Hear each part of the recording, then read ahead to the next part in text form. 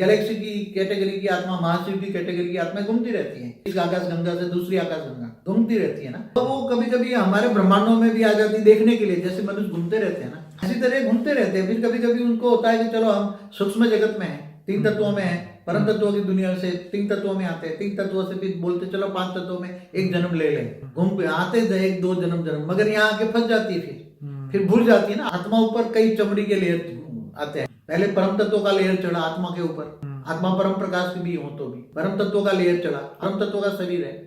परम तत्वों पर तीन तत्वों का लेयर चढ़ा, और तीन तत्व जब मनुष्य बन जाता है पांच तत्वों का लेयर चढ़ गया,